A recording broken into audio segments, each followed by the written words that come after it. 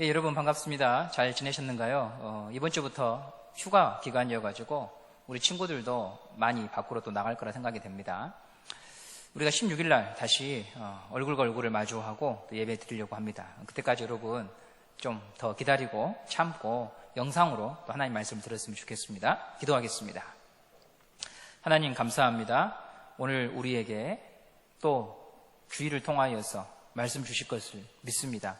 이 주일에 우리가 잠시 우리 마음을 오로지 하나님께 집중하는 그런 시간이 갖기를 원합니다. 주님 도와주시고 우리에게 말씀해 주시고 또 병상에서 누워 계신 최은영 집사님을 주님 기억하시고 재활치료를 받고 있는 우리 재훈이를 기억하여 주시옵소서. 모두 다 건강을 회복하고 우리가 좋은 모습으로 만나기를 소망합니다. 오늘 우리에게 하나님의 말씀을 허락하여 주셔서 오늘 주제 좋은 친구란 누구인지에 대해서 잘 배우고 믿음의 우정을 나눌 수 있는 그런 중고등부 친구들, 교사들 다 되게 하여 주시옵소서. 예수님의 이름으로 기도드립니다. 아멘. 우리말에 친구 따라 강남 간다라고 하는 말이 있습니다. 강남 간다. 여기서 말하는 강남은요, 싸이의 강남 스타일에 나오는 강남이 아닙니다. 예. 여기서 말하는 강남은요, 중국 양쯔강 유역에 있는 강남을 말합니다. 우리나라에 봄철에 왔던 제비가 기후 변화가 시작이 되면 그 중국 지역으로 양쯔강 이남에 있는 그 강남 지역으로 가는 말을 우리가 친구 따라 강남 간다 이렇게 표현을 하는 것이죠. 이 속담은 친구가 나에게 중대한 영향을 끼친다 그런 의미로 우리에게 사용이 되고 있습니다. 내 옆에 있는 친구가요 용돈을 토토로 번다 그러면 반드시 나도요 거기에 호기심을 갖고 나도 해보려고 하는 마음을 갖게 됩니다. 아니면 그 친구가 나한테 토토하는 방법을 알려줄 겁니다.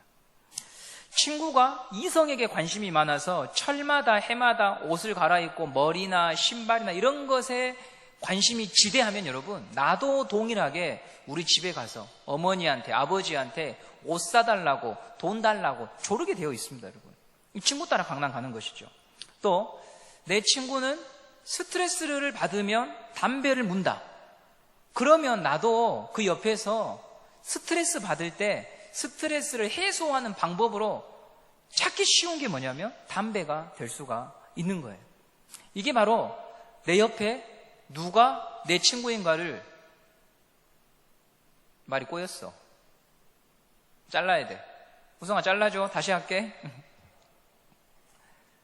이것이 바로 내 친구가 왜 중요한지에 대한 중요한 속담이라고 하는 것이죠. 우리 위원장 정훈이가 혼자 초등학교 때 신앙생활 하다가 혼자 교회 다니는 것이 너무 외로우니까요. 전도하기 시작했습니다. 만약 정훈이가 교회에 오는 것을 좋아하지 않고 PC방 가고 노래방 가는 것을 좋아하는 친구였다면 지금쯤 재갈원이나 재윤이나 찬영이나 시원이는 전부 다 같이 노래방 다니는 친구가 됐을 것입니다. 그런데 정훈이가 적어도 주일날 교회에 오는 것에 대해서 즐거워했고 그것을 자연스럽게 생각했기 때문에 우리 고등학교 2학년 남자친구들이요 오늘 여기까지 올 수가 있었던 것이죠. 사람을 잘 사귀어야 된다라고 하는 말이 정말 틀린 말이 아닙니다. 요즘 심심찮게 TV나 뉴스를 보면 친구들이 렌터카 빌려서 같이 놀러 갔다가요 참변을 당한 일들이 얼마나 많습니까? 렌터카 빌릴 때 혼자 타려고 빌리는 애들 하나도 없어요. 여러분 거의 다 누구 친구하고 어디 여행 가려고 놀러 가려고 돈 모아서 렌터카 빌려가지고 좋네 하고 가다가 위험한 사고를 당하고 목숨을 잃는 거예요. 친구 따라 강남만 가는 게 아니고 여러분 친구 따라 무덤까지 가는 거예요. 친구 따라 무덤까지 가는 거예요. 그래서 오늘 저는 여러분에게 좋은 친구란 뭔가 이것에 대해서 좀 깊이 생각해보는 시간을 가지려고 합니다. 나는 내 옆에 좋은 친구가 있는가? 친구는 있는데 그 친구가 좋은 친구인가? 또 나는 내 옆에 있는 친구에게 좋은 친구로서 옆에 있어주고 있는가? 그 생각을 해보자고 하는 거죠. 그렇다면 도대체 좋은 친구가 뭘까에 대한 정의가 필요하다는 거예요. 다윗은 도망자였습니다. 사울에게 쫓기고 있었습니다.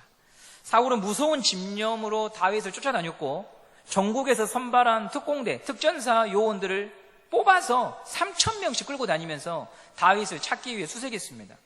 지난 시간에 우리가 보았던 내용은 다윗이 그일라성에 있다고 하는 것을 사울이 듣고 쫓아 내려가려고 했던 장면을 우리가 보았습니다. 사울은 다윗이 그일라성에 있다고 하는 말을 듣고 어떻게 말했습니까? 사무엘상 23장 7절 말씀에 다윗이 그일라에 온 것을 어떤 사람이 사울에게 알림해 사울이 이르되 하나님이 그를 내 손에 넘기셨도다. 그가 문과 문 빗장이 있는 성읍에 들어갔으니 갇혔도다. 예, 사울은 다윗이 그일라성에 있다고 하는 말을 듣고 그는 이제 영락없이 구석에 몰린 쥐다 이렇게 생각을 했습니다. 그러면서 뭐라고 생각을 했냐면 하나님이 그를 나한테 넘기셨도다 이렇게 얘기했어요. 사울은 죄를 짓고 있는데 기름 부음 받아서 두 번째 왕이 되어야 될 다윗을 죽이려고 하는데 뭐라고 말했냐면 하나님이 나한테 다윗을 넘겨주신다 이렇게 잘못된 해석을 하고 있어요. 이건 컨닝해서 성적이 올랐는데 성적이 오르니까 감사한금 내는 거랑 똑같은 거예요. 와, 하나님이 나한테 은혜를 베푸셔가지고 내가 이번 시험에 성적이 올랐습니다. 토토에 베팅했는데 돈을 따니까 와, 하나님이 저와 함께 하십니다. 이런 말처럼 굉장히 앞뒤가 맞지 않는, 하나님께서 전혀 용납하지 않는 그런 고백이에요. 사울이 왜 이런 상태가 되었습니까? 지난 시간 설교 말씀 기억합니까? 신앙의 기본이 무너졌어요. 하나님을 믿지 않아요. 하나님을 사랑하지 않아요. 그렇기 때문에 하나님의 마음과 뜻이 무엇인지 모르니까 나한테 좋은 일이 생기면 우와, 하나님이 나한테 이런 은혜를 주시네 이렇게 생각하는 거예요. 그건 지금 망하고 있는 거예요. 예. 오늘 우리는 말씀을 통하여서 하나님이 어떤 분인지 바로 알고 신앙의 기초를 더 든든히 세워져 가는 시간이 되었으면 좋겠습니다. 친구들 가운데 부모 말도 선생님 말도 듣지 않고 하고 싶은 대로 하면서 이것을 마치 용기 있는 것처럼, 마치 그것이 굉장히 용기 있는 사람인 것처럼 생각하는 친구들이 있습니다. 개념이 없는 거죠. 어른에게 대드는 거, 법과 질서를 위반하는 게 남자다움이라고 생각하는 친구들이 있어요. 막 쓰레기 함부로 버리고 무단횡단을 하고 어른이 말하면 듣지 않고 따지고 이걸 용기처럼 생각하는데 그건 인간으로서 배워야 될 기본과 기초가 무너져 있는 거지 절대로 용기가 아니에요. 사울이 지금 그 모양이라는 거죠. 왜? 하나님을 믿지 않으면, 하나님이 누구인지 알지 못하면 이런 길로 가게 된다고 하는 것입니다. 저는 이런 사울의 삶을 보면서 한 가지 깨닫게 된 것이 있는데요. 그게 뭐냐면 다윗과 비교할 때 사울이 정말 안타까운 건 사울의 삶에 대하여 충고해 줄 사람이 없어요. 사울이 빗나갈 때 사울의 죄에 대해서 충고해 줄 사람이 없어요. 사무엘 선지자가 있었지만 끝까지 말을 안 들으니까 사무엘도 결국은 떠날 수밖에 없었습니다. 그래서 지금 사울 옆에는 누구만 있냐면 예스맨만 있는 거예요. 예스맨. 사울의 비위를 맞추어주고 사울이 원하는 대로 그것을 도와주고 하도록 지지하고 박수 보내는 사람밖에 없어요. 이렇게 되면 내가 지금 바르지 않는 일을 하고 있으면서도 돌아볼 수가 없는 거예요. 왜? 다 나한테 예스만 말하니까. 즉 진정한 친구가 없는 거죠. 잘못된 길로 가고 있는데 그것이 잘못이라고 말해줄 사람이 없는 사람, 너무나 불쌍한 사람이에요. 브레이크가 없는 자동차예요. 불행한 삶이에요. 친구는 싫은 소리도 할 줄 알아야 돼요. 무언가 명백히 잘못된 일을 할 때 그러면 안 된다고 다시 생각해 보라고 말할 수 있는 사람이 친구예요. 요즘은 청소년들이 착각합니다. 같이 죄 짓는 걸 친구라고 생각해요. 그건 친구가 아니에요, 여러분. 망하는 거예요. 망하는 거예요. 다윗은 비록 도망쳐 다니는 신세였지만 친구가 있었어요. 사울의 아들 요나단이 친구였습니다. 사울의 아들 요나단. 자기를 죽이려고 하는 사울의 아들이 다윗의 친구가 되어줬습니다. 사무엘상 23장 15절 16절 말씀 보겠습니다.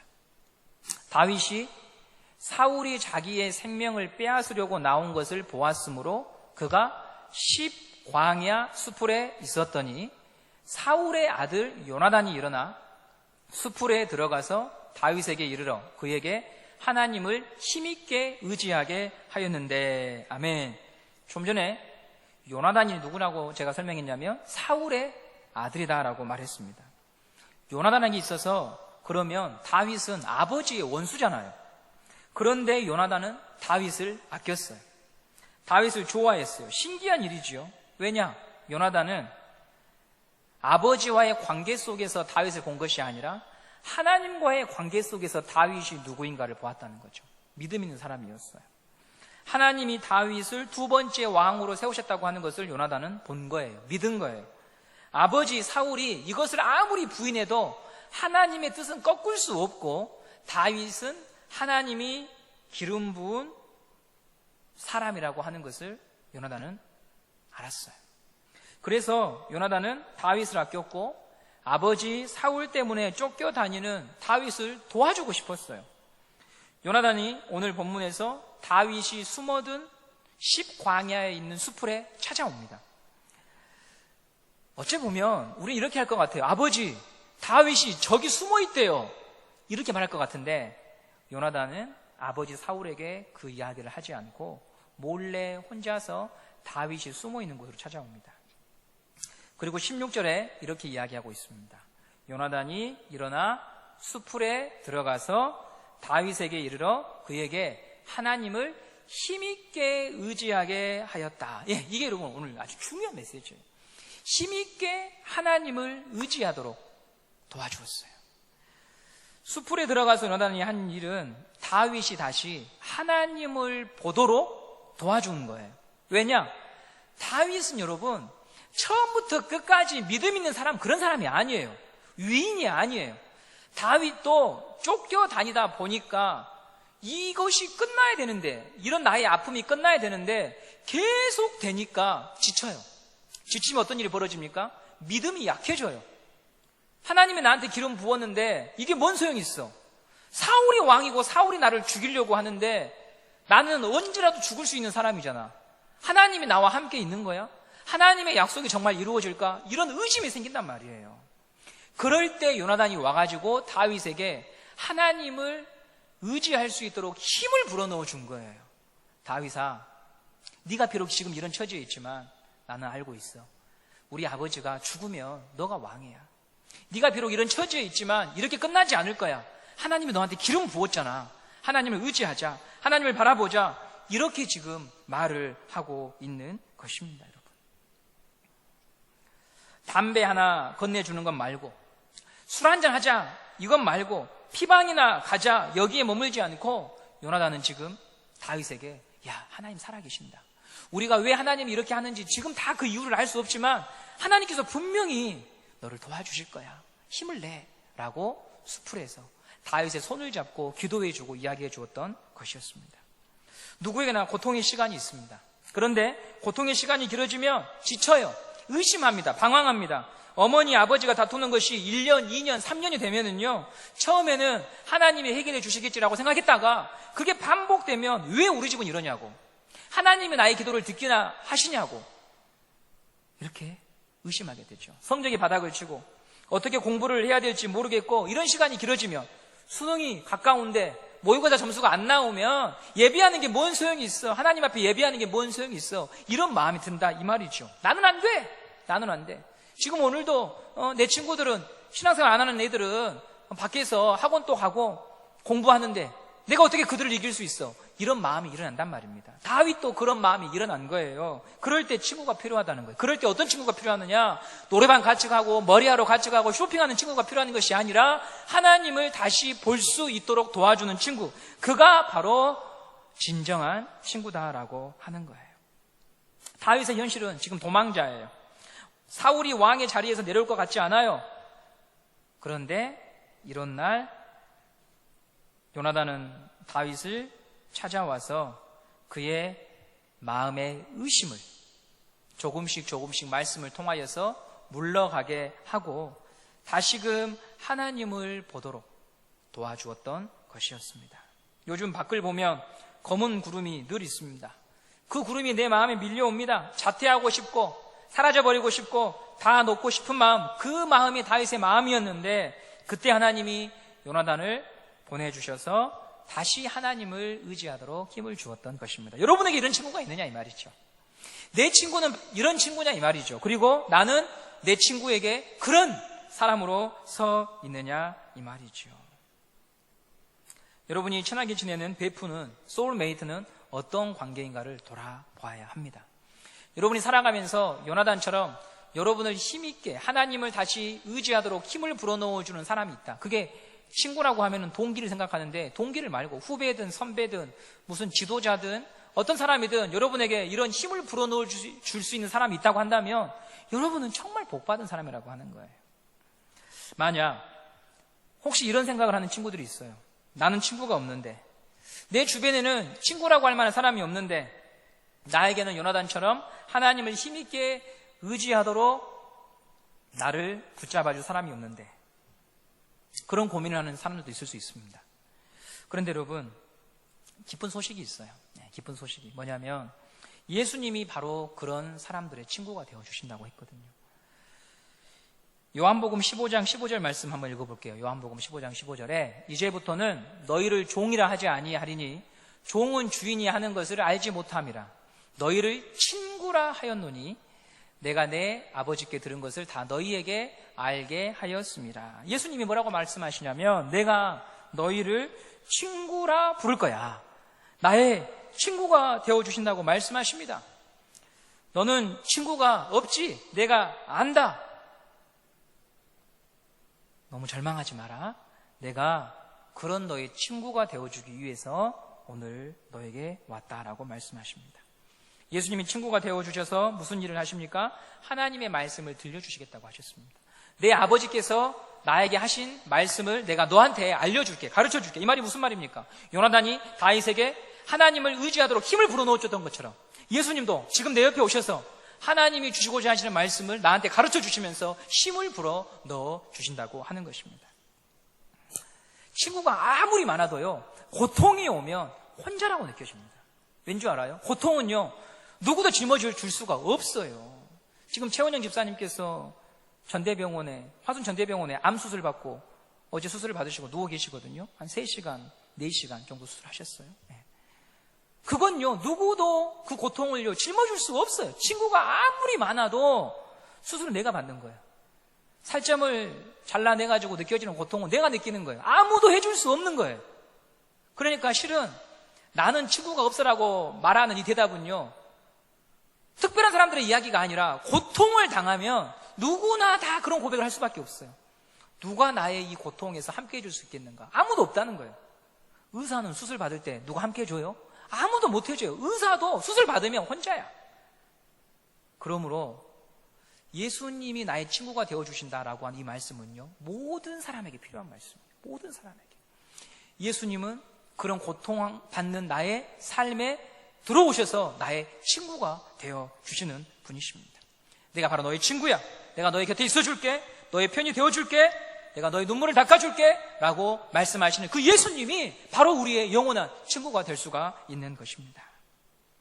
나는 혼자야. 나는 외로워. 어떻게 해야 될지 알 수 없어. 이것은 여러분, 가난한 집 아이들만 겪는 고난이 아니에요. 집 없는 아이들만 겪는 고난이 아니에요. 공부 못하는 친구들만 겪는 고난이 아니에요. 부모님이 모든 걸 다 해결해 주는 집안의 이들도요, 결국 고통을 당하면 도대체 살 필요가 뭐가 있어? 이렇게 힘든데 살 이유가 뭐가 있어라고 말하는 거예요. 그게 인생이에요. 그게 인생이에요. 그런 날에는요, 그런 나의 이 절망과 아픔과 눈물을 알아줄 수 있는 분이 필요한데 그건 사람이 할 수 없다.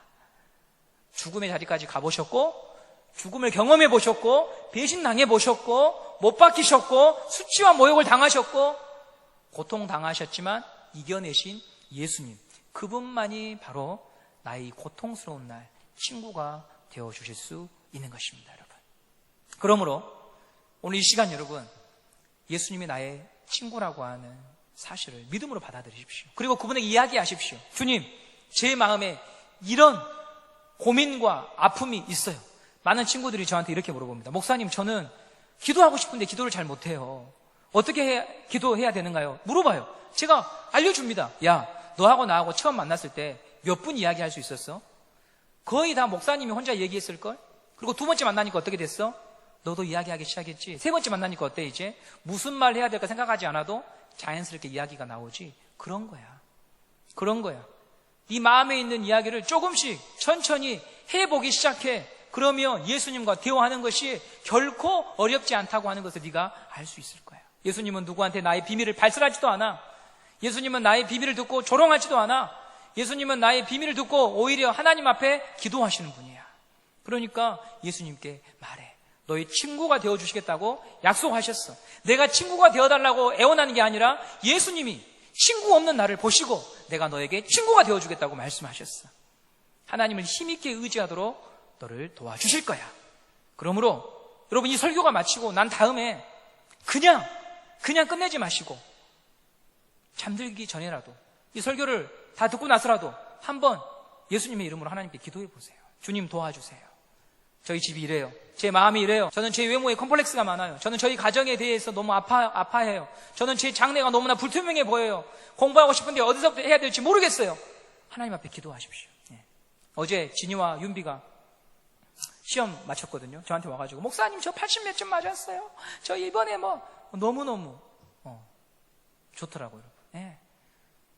하니까 성적이 나오는 거예요. 오면은 교회 지하에 오면은 공부하러 와요. 오후 한 5시 6시경에 가서 보면은 얘는 없고 책가방하고 책만 있어요.